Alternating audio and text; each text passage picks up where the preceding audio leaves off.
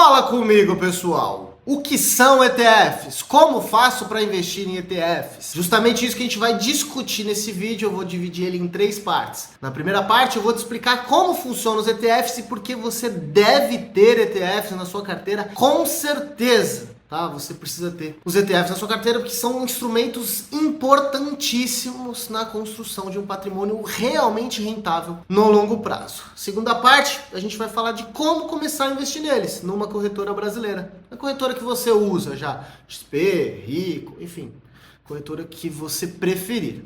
E a terceira parte do conteúdo a gente vai explicar como investir em corretoras estrangeiras, como faz para a gente ter acesso a uma quantidade infinita de ETFs que lá fora nós temos a possibilidade de investir, tá? Se você ainda não me conhece, caiu de paraquedas nesse vídeo, eu sou o Thiago Armentano, analista de valores mobiliários e sou analista-chefe de ativos globais da casa de análise de investimentos, Simpla Club. Lá a gente faz recomendações de investimentos, tanto no Brasil quanto no exterior, para melhor estruturar a sua carteira. E aqui nesse canal, a gente fala prioritariamente sobre ativos globais, como montar uma carteira de investimentos realmente lucrativa e que traga para vocês uma aposentadoria em dólar. Lá na frente, lá no futuro, a gente está falando de ativos que funcionam de verdade, tá bom? Fiz essa pequena apresentação para quem ainda não me conhece. Agora a gente vai falar sobre o que são ETFs, quais são os principais pontos que a gente precisa olhar ao investir em um ETF. Será que vale a pena eu ter na minha carteira? Eu já falei no começo do vídeo que sim, vocês devem ter ETFs na carteira de vocês. Vamos lá, fiz uma pequena apresentação aqui e vou trazer na tela as principais informações para não ficar muita coisa para vocês acompanharem. Então é preciso que vocês foquem no que eu tô falando, tá? Me escuta. Se você estiver dirigindo, me escuta com atenção. Se você estiver na frente do computador, presta atenção, não pega o celular. Vamos lá. O que são ETFs? Os ETFs são os Exchange Traded Funds. São os fundos de investimentos que são negociados na Bolsa de Valores. Ou seja, você tem acesso dentro da sua corretora a qualquer ETF que esteja disponível lá, com poucos cliques. Diferentemente, às vezes, de um fundo que você tem que pedir para um gerente de banco, para um assessor procurar para você, e às vezes você tem que ficar olhando prospecto. Os ETFs são mais fáceis de procurar, porque você vai lá no campo ETF, digita o código e acabou. É fácil assim. E aí muitos de vocês devem se perguntar, tá bom, mas qual que é a diferença de um ETF, que você está falando para mim que é um fundo negociado em bolsa, para um fundo de investimento ativo que tem um gestor por trás? A grande diferença é o seguinte: o fundo ativo tem um gestor, ele tem uma estratégia que é definida pelo gestor. Vamos supor que eu queira montar meu fundo de investimento, e aí eu faço lá um CNPJ bonitinho e deixo ele disponível numa corretora. Eu vou usar a minha estratégia, a estratégia que eu quero para montar esse fundo. Vou comprar a Apple, vou comprar a Nvidia, a Microsoft, vou comprar, enfim, as principais empresas do mundo com base na minha metodologia, na metodologia que eu criei. É assim que funciona um fundo ativo. Eu vou fazer uma escolha ativa para ter os ativos na minha carteira, para ter as ações na minha carteira, aquelas que estão de acordo com a minha estratégia, tá? Diferentemente de um fundo negociado em bolsa, um ETF. O ETF, ele é um fundo de investimento também, só que ele tem uma estratégia não ativa. Normalmente é uma estratégia que a gente chama de estratégia passiva.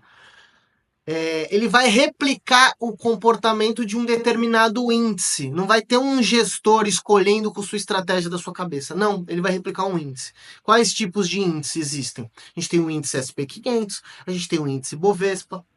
Você não vai investir no SP500, você não vai investir no Ibovespa. Você vai investir em algum fundo que replica esses dois índices. Porque o índice nada mais é do que uma referência. Vamos fazer um critério aqui. Eu quero os principais bares da cidade de Santos. Faz uma lista aí para mim. Tá, mas com base no quê? Os bares que mais vendem em Santos e que tem mais gente entrando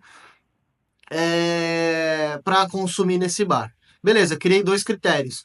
Os que mais vendem e os que mais gente tem entrando e consumindo, né? A quantidade de pessoas que entram no bar. Beleza, eu criei uma referência. Ou seja, eu criei uma lista com determinados critérios que eu posso chamar de índice, tá? É um índice que eu criei. Beleza? É um exemplo meio porcaria, mas eu acho que conseguiu retratar. O SP500 ele faz isso. O SP500 é um índice criado pela Standard Poor's que determina quais são as 500 maiores empresas dos Estados Unidos. E basicamente, para as empresas estarem nessa lista, elas têm que seguir determinados critérios. Como, por exemplo, tamanho de mercado, são as empresas com maior tamanho de mercado, elas entram na lista do SP500. Empresas que têm um certo nível de liquidez vão entrar lá no SP500, tá? Então, ou seja, isso é um índice. E aí o ETF vai lá e fala, beleza, eu quero comprar exatamente as empresas que estão nesse índice aí. As empresas que têm o maior tamanho de mercado, são as que têm mais volume, enfim, depende do que o índice é criado. No caso do SP500, a gente está falando das 500 maiores. Então, quando você compra um ETF, como por exemplo o IVVB11, ele vai estar compondo uma carteira com 500 empresas exatamente como está no índice SP500. Ficou claro? Acredito que tenha ficado, né? Ou seja, um ETF ele tem uma estratégia passiva. Ele vai pegar um índice lá que ele quiser e vai replicar. Um fundo de investimento comum ele tem uma estratégia ativa. Ou seja, que tiver na cabeça do gestor a estratégia que ele criar, ele vai conseguir fazer. Então, só porque você tem uma estratégia ativa aqui, os gestores, você normalmente tem um custo mais alto para esse fundo funcionar, uma taxa de administração maior, tá? Os ETFs têm taxa de administração, mas normalmente uma taxa de administração muito mais baixa. Por exemplo, se a gente pegar a taxa de administração do VO, que é um fundo que replica o SP500 lá fora, é uma taxa de 0,05% ao ano. É uma taxa de administração muito baixa. Aí você vai pegar um fundo ativo que vai comprar as principais empresas americanas. Ele vai ter uma taxa ali de 1,5%, 2% ao ano. Normalmente os fundos ativos têm taxas de administrações maiores, tá? Tiago, mas por que eles têm a taxa de administração maior? Porque tem um custo maior, você tem uma equipe maior. Né? O índice já faz o papel ali da escolha. Aqui no caso dos fundos ativos, quem vai fazer a escolha é a equipe do gestor, o gestor e sua equipe, então tem um custo maior e claro que o pessoal quer ganhar dinheiro com isso, né? Então os fundos ativos eles foram criados para tentar bater os índices, para ficar acima do que rende os índices, mas normalmente, estatisticamente, os fundos ativos não batem os índices, tá? É muito difícil bater os índices americanos, principalmente. Então aqui ponto para o ETF. Já que o ETF ele tem um custo mais baixo e normalmente ele tem uma rentabilidade melhor, a gente compra ETF e coloca na nossa carteira, tá? Beleza? Conseguiu entender? Se você não entendeu, manda aqui nos comentários que eu vou responder você para tentar deixar mais claro possível. Mas claro, dá uma voltada no vídeo, tenta assistir de novo, que vai com quase toda certeza facilitar o processo para você, tá? Segunda parte do conteúdo. A primeira foi para explicar o que era o ETF. É um fundo, é uma cesta de ativos. Um ETF, como por exemplo o VO, ele já tem ali 500 empresas dentro dele, tem um critério de diversificação que faz muito sentido. Imagina que você tem que comprar uma ação, né? Eu quero comprar Vale, Petrobras, Itaú, VEG, você vai ter que comprar uma ação de cada. Agora imagine se você pudesse comprar um fundo que já tem todas essas ações, né? Um fundo de índice, por exemplo. Você já com esse fundo estaria diversificado de cara. Beleza? Então, ponto para o ETF também. Essas ações que eu falei são ações brasileiras. Normalmente, os ETFs brasileiros são muito ruins, tá? Porque os índices brasileiros costumam ser ruins. Aqui no Brasil, a gente tem uma quantidade muito pequena de empresas. Então, quando você vai montar um índice, existe uma dificuldade maior para você chegar num critério de qualidade, realmente, de ativos você levaria por mais tempo. O Ibovespa, por exemplo, ele tem uma pegada mais comoditizada, mais setor financeiro, ali é um índice meio concentrado e que não tem tanta qualidade assim, por isso que a gente não gosta muito. Agora, os ETFs nos Estados Unidos, a gente tem uma quantidade bem legal para conseguir colocar em carteira, tá bom? Então, ponto para os ETFs nesse sentido, mas para os ETFs estrangeiros. Tá? Falei que tinha acabado a primeira parte, mas não tinha acabado. Agora sim a gente vai para a segunda parte. Vamos explicar como comprar um ETF. Como eu falei, os ETFs são negociados em bolsa. Então você consegue comprar em qualquer corretora. Tá? Então você pode abrir a sua corretora agora na XP, na Rico, na Clear, na Easy Invest, nem sei se existe mais Easy Invest, na corretora do Nubank. Você consegue lá digitar o código do ETF e você consegue comprar em qualquer corretora. Tiago, consigo comprar num banco? Não. Um banco, ele é uma instituição que intermedia dinheiro. As corretoras, elas são muito mais amplas. Elas como se fosse um supermercado, onde você vai lá na prateleira e você pega lá o produto financeiro que você quiser. Então, você consegue encontrar esse tipo de produto, os ETFs, nas prateleiras das corretoras. Beleza? Agora, Thiago, você está falando que ETFs brasileiros são ruins? Por que eu vou investir numa corretora brasileira? Vou investir num ETF através de uma corretora brasileira. Porque na corretora brasileira a gente consegue achar os ETFs estrangeiros. A gente consegue comprar ETFs que investem em ativos globais, índices. Eles replicam índices estrangeiros, como por exemplo o SP500, que pega as 500 principais empresas dos Estados Unidos.